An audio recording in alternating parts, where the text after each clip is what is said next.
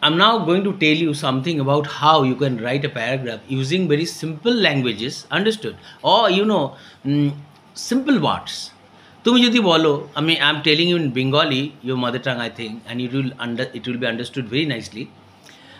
It will be understood well, rather.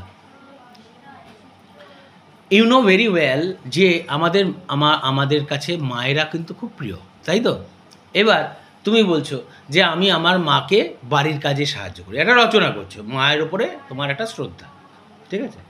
এবং সবথেকে interesting ব্যাপার, আমরা আমাদের মায়েদের জন্য যদি কিছু করতে পারি, আগেকার দিনে যে জিনিসটা হতো, আমার বাবা বলতেন আগেকার দিনের ছেলেমেয়েরা এরকম একটা আদর্শে বড় হতো যে বাবা মাকে সাহায্য করাটা ওদের ভগবানকে সাহায্য করার মতো, ঠিক আছে? কোনো এক সময় রাবণ রেগে গেছিল, রাবণ বলেছিল কি, যেহেতু এখন চলছে তোমার জন্মাষ্টমী, তা কিছু জিনিস তোমাদেরকে বলার দরকার, যেগুলো দেখো পড়াশোনার শেখার পাশাপাশি একটু আধ্যাত্মিকতার জ্ঞান থাকার দরকার। দেখো রাবণ কি করেছিল লঙ্কাতে, রাবণ যে লঙ্কার রাজা, সে করেছিল কি, বলল যে এখানে রামকৃষ্ণ কোনো নাম নেওয়া যাবে না। কিন্তু রাবণের ভাই, সবাই তো রাজার হুকুম মানতেই হবে, কিন্তু রাবণের ভাই, নিজের ভাই হচ্ছে কে, বিভীষণ। বিভীষণ রাম রাম রাম রাম কৃষ্ণ কৃষ্ণ কৃষ্ণ করে যাচ্ছে এবং বুকের মধ্যে রেখে দিয়েছে। রাবণ এসে জেনে গেছে, গুপ্তচর তো সবার কাছে রাজার কাছে থাকবে। রাবণ ঘরে ঢুকে ওর ভাইকে এরকম করতে দেখে ব্যাস বুকের মধ্যে লাথি মেরেছে।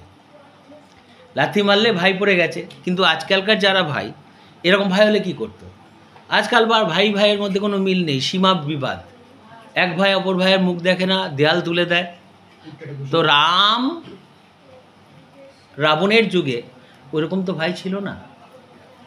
বিভীষণ হতে পারে রামের ভক্ত, হতে পারে কৃষ্ণের ভক্ত, কিন্তু সে তার দাদা রাবণকে বলছে, দাদা তোমার পায়ে লাগেনি তো? ওর কিন্তু বুক ফেটে গেছে, হয়তো হাড় পাড়ও ভেঙে গেছে, কিন্তু ভাই কেমন ভাই, দাদা তোমার পায়ে লাগেনি তো? কতটা ভক্তি, কতটা শ্রদ্ধা।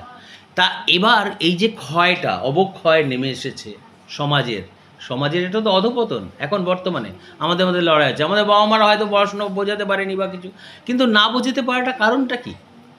তখনকার দিনে যখন পড়াশোনা করতো না মানুষ, তখন এত ভাইয়ের মধ্যে, দাদার মধ্যে এতটা শ্রদ্ধার সম্পর্ক ছিল, এখন নেই কেন?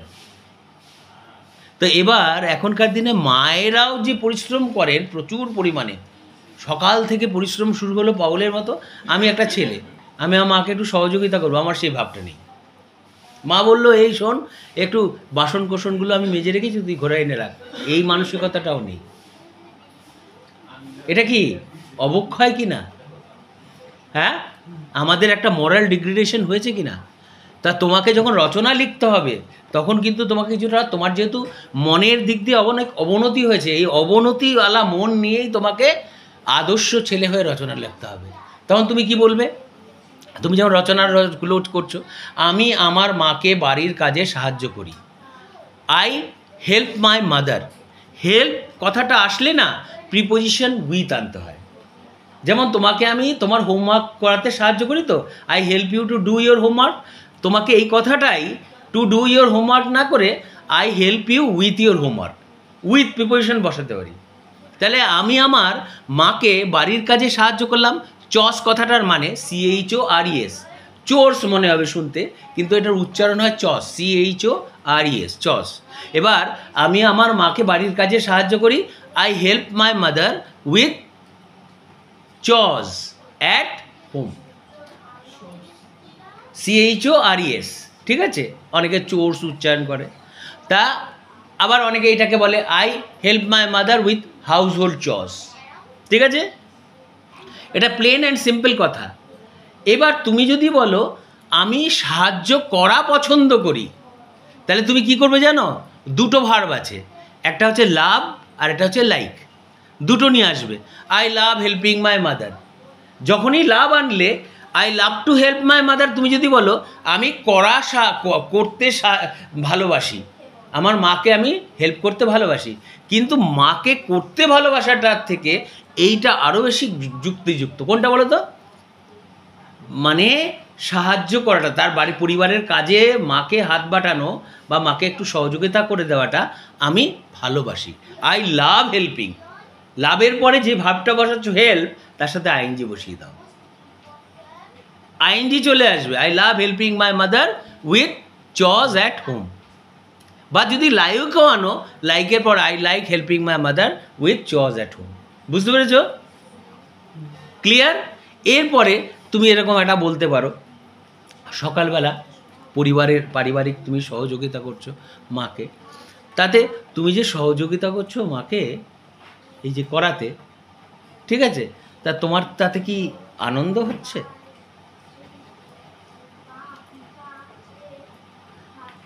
এই যে সময়টা মাকে সহযোগিতা করে কাটাচ্ছ, তাই তো, এতে তোমার একটা আনন্দ হচ্ছে তো?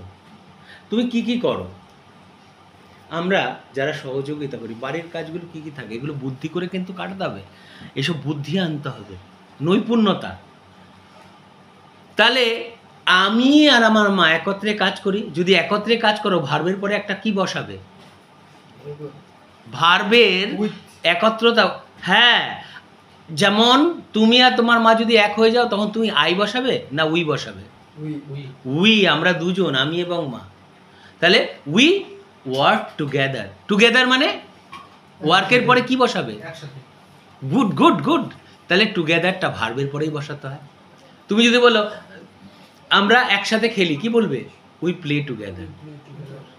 আমরা বাজারে যাই একসাথে, কি বলবে? We go together. We go to the market together, তাই না? তাহলে এবার we work together to clean our house বা টু ক্লিন আওয়ার রুমস। এবার তুমি যদি ঘরটা পরিষ্কার করছো, we work together to clean our rooms. এই দেখো, আমরা বাংলা ভাষাতে যখন কোনো কথা বলি, তিনটা জিনিসকে অ্যান্ড দিয়ে যুক্ত করতে পারি। কেমন বলো তো? যেমন তুমি বলছো আমি রাম, শ্যাম এবং যদু, এই তিনটে করে এবং দিয়ে তোমাকে যোগ করতে হয়।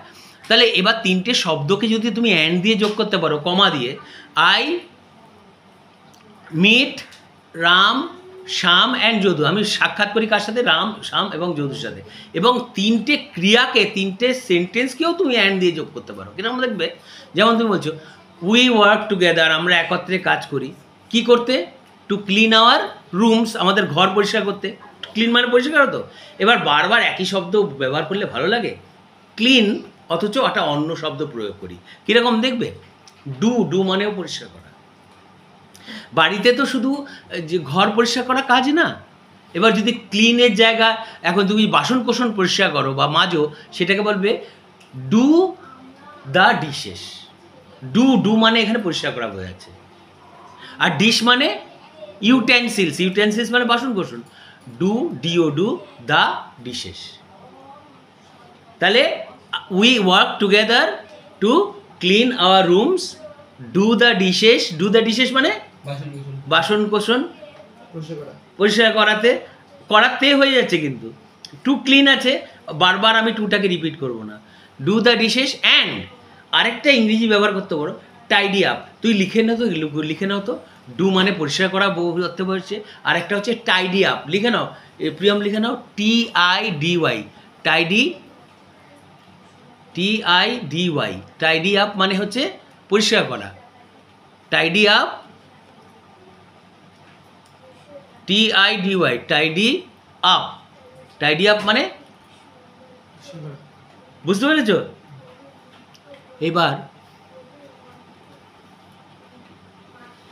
এবার ডু দ্য ডিশেস করলে বাসন কোসন মাজি, এবং টাইডি আপ আওয়ার হোম, এবং আমাদের বাড়িটাকে কি করি? পরিষ্কার করি, বাড়িটাকে আরো বেশি ডেকোরেট করি। বুঝতে পেরেছ? এই তিনখানা জিনিস আমি করলাম। কি কি করলাম? We work together to clean the house, do the dishes and tidy up the rooms. ঠিক আছে? তাহলে এবার তুমি বললো আমার মার সাথে কাজ করাটা ভীষণ আনন্দ লাগে, মজার। ইট ইজ ফান। দেখতে পেরেছ কীভাবে নিলাম? ইট is fun to spend time. Spend মানে কাটানো, সময় কাটানো। ইংরেজি কি? স্পেন্ড। লিখে নাও তো, SPEND। It is fun to spend time with my mother.